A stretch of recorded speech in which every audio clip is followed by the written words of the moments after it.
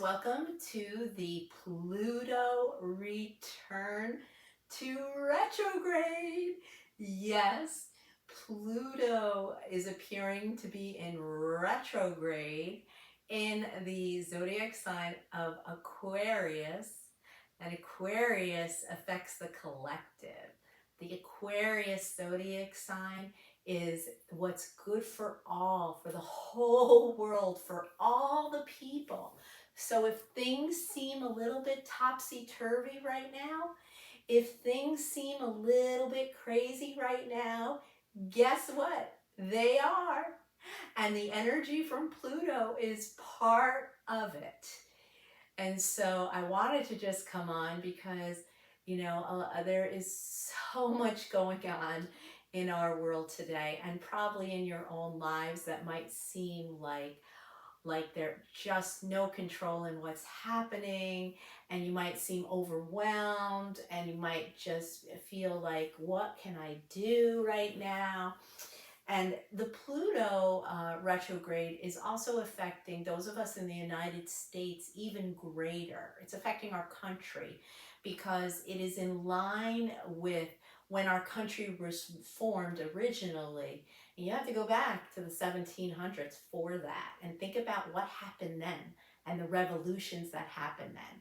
So right now, that Pluto retrograde is in the same position as it was hundreds of years ago. And it is causing a lot of uprising, yes, because it's causing change to happen. And so we're going to see a lot of change that's going to be coming from this Pluto retrograde. And you can't stop it. That's the thing, is you can't stop a planet. You can't control a planet's energy, but you can control how you can be prepared for it or how you can handle it. And for children, they are very sensitive to energies. And this past week, the kids were very affected in my classes by these energies, and I knew it. And I was trying not to get overwhelmed by it myself, and I already know this ahead of time. But one of the great things that you can do is yoga breaths and yoga meditations for this type of things that go on in your day-to-day or in your world. And so one of the best ways to immediately have your child calm down, come down and calm down, is a pose called child's pose. And that's literally, they can get into this very easily, curled up in a ball. And what this pose does is immediately calms down and brings all their energy in.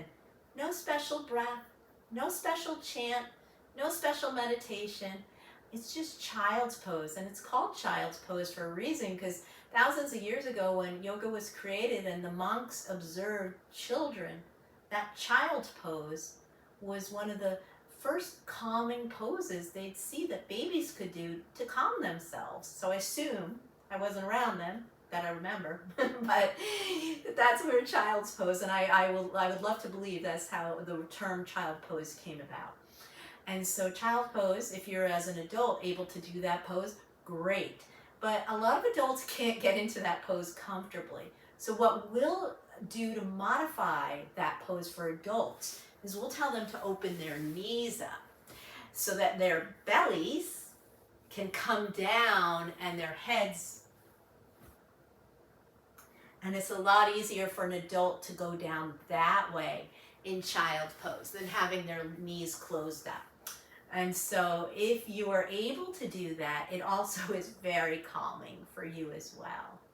And one of my favorite all-time breaths to do to calm the energy down and get all of the noise and all of the things visually stimulating a child is, I love to do the monkey see, monkey do, where I put my thumbs in my ears, I cover my eyes with my top two fingers and my mouth with my bottom two,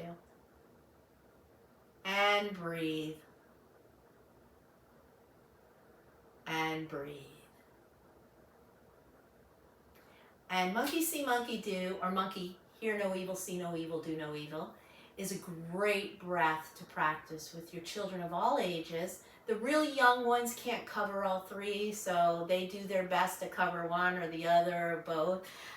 But as the children become school age to teen, they're able to cover all three due to the size of their hands. That's the only reason the young ones can't do it. And I hope that your children will get used to the energy this week and going forward, because Pluto is the slowest moving planet. It's the furthest away, so it's the slowest moving. It takes 74 years, or 70, I think 74, to rotate around the sun and affect our planet like it is right now. So we're at that time where it just happened to be, it's kind of like its solar return or its birthday, that it is really affecting us this year, and especially those of us here in the States. And so I just wanted to come on about that Pluto retrograde that's happening. A retrograde, which I didn't mention what a retrograde really does with energy, it kind of makes you redo things. And I've even had that happening in my business and in your life. Sometimes there are some things that you did that you thought were done, and they were complete and great. Everything was going well. And uh-oh, hello, ding dong, knock knock. You've got to go back and redo it. And so so that is also what a retrograde is about, redoing things and looking at your life and looking at what needs to be re-looked at and repurposed and redone. Repurposed is a great word. Recycled. It's our lesson plan this week we're doing is recycling or going green. So all those reinvent. The last thing to think about and look at was your life 12 years ago. And look at what happened 12 years ago. If you can think back and look back, for me it's so easy, because 12 years ago I became a grandma, or a glammy, as I like to call myself.